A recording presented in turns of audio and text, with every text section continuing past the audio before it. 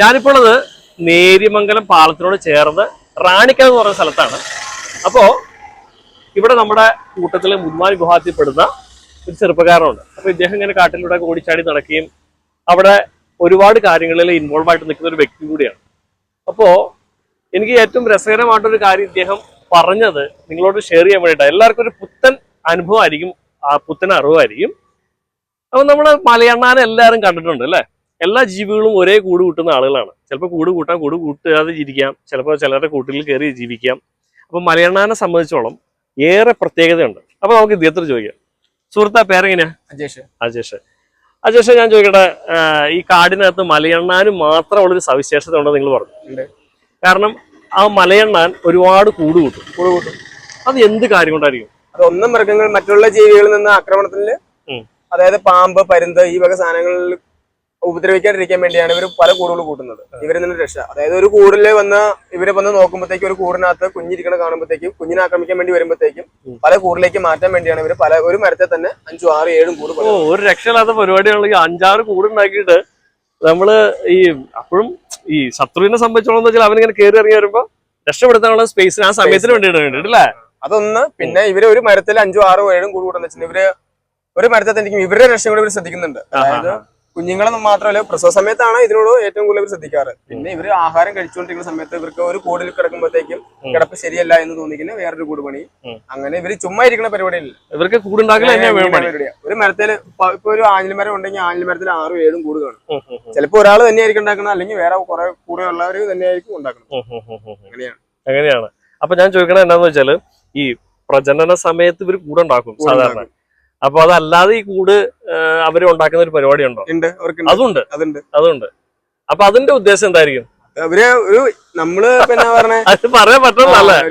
നമ്മളിപ്പോ ഇവിടുന്ന് ഇപ്പൊ മൂന്നാറിന് ഇതിന് ടൂർ വേണമെന്ന് വെച്ചാൽ അങ്ങനെ ഒരു താല്പര്യം എന്ന് പറഞ്ഞ പോലെ അവർക്കൊരു പ്രത്യേക താല്പര്യം, അങ്ങനെ ഒരു വിഷയം. ശരിക്കും നിങ്ങൾ ഈ കാടിനകത്ത് താമസിക്കുമ്പോ ഇത്രയേറെ കൂടുകൾ ഉണ്ടാക്കുന്ന വേറെ ജീവികളെ നിങ്ങൾക്ക് അറിയാമോ?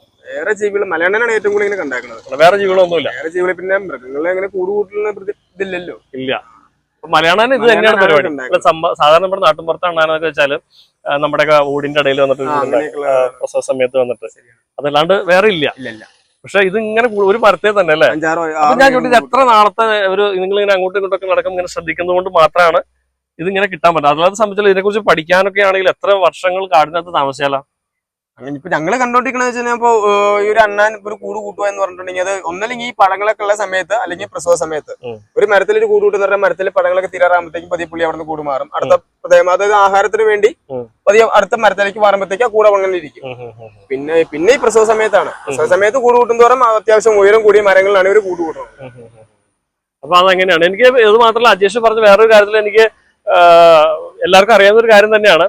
ഈ വേഴാമ്പല് ഒരു ഭയങ്കര പ്രത്യേകതയുള്ള ജീവിയാണ്. അപ്പൊ വേഴാമ്പല് മുട്ടയിടുന്ന സമയത്ത് അല്ലെ, മുട്ടയിടുന്ന സമയത്ത് ആൺ വേഴാമ്പല് പുറത്ത് കിടന്നിട്ട് ഈ കൂടടയ്ക്കും, അമ്മേനെയും കുഞ്ഞുങ്ങളെയും അല്ലെ. അപ്പൊ മുട്ട അടയിരിക്കുന്ന സമയത്ത് പുറത്തുനിന്ന് കൂടെ അടയ്ക്കും. അപ്പൊ എന്നിട്ട് പോയിട്ട് ചെറിയൊരു ഓട്ടക്കടയാണ് പുള്ളി വന്നിട്ട് ആഹാരം കൊടുക്കുന്നത്.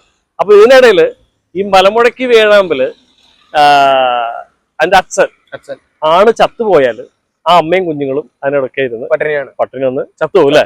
ഒരു രീതിയിലും പുറത്തിറക്കാൻ പറ്റില്ല. കൂട് പൊട്ടിച്ച് എന്ന് വെച്ചാൽ ഇവര് തള്ള ഉള്ളിൽ കയറി അടയിരിക്കുന്ന സമയത്ത് തൂവല് മൊത്തം പറിച്ച് ഉള്ളിലിട്ടിട്ടാണ് അടയിരിക്കുന്നത്. അപ്പം പിന്നെ ഇവർക്ക് പുറത്തേക്ക് ഇറങ്ങിയാലും പറക്കാനുള്ളൊരു തൂവലില്ലാത്തതുകൊണ്ട് അവർക്ക് പുറത്ത് കിടക്കുന്നതിലും ഒന്നും ചെയ്യാൻ പറ്റില്ല.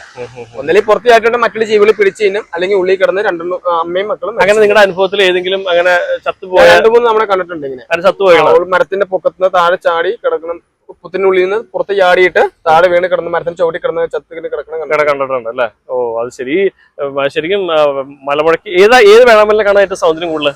2, 3 തരം ഇല്ലേ വേഴാമ്പല്? നമ്മുടെ ഇവിടെ പറയുവാണെങ്കിൽ നമ്മൾക്ക് മലമുഴ വേഴാമ്പൽ എന്ന് പറയുന്ന 2 ഇനമുണ്ട്. അതായത് വലിയനുണ്ട്, ചെറുതുണ്ട്. ചെറുതെന്ന് പറഞ്ഞാൽ ഞങ്ങളുടെയൊക്കെ രീതിയിൽ പറഞ്ഞ ചലനം കോഴി എന്നാണ് ഞങ്ങൾ പറയുന്നത്. കളറ് കുറച്ച് ഒരു മഞ്ഞ പോലെ, ചുണ്ടിന് മഞ്ഞ നിറമായിരിക്കും. ആണിന് ഇച്ചിരി ലൈറ്റ് മഞ്ഞ കൂടുതലായിരിക്കും. അതിനും വലുതുണ്ട്. അതിന് ഞങ്ങൾ ഓങ്ങല് അങ്ങനെ പറയണം. അപ്പൊ ഈ നീല കളറുള്ളതൊക്കെ ഇവിടെ ഉണ്ടോ?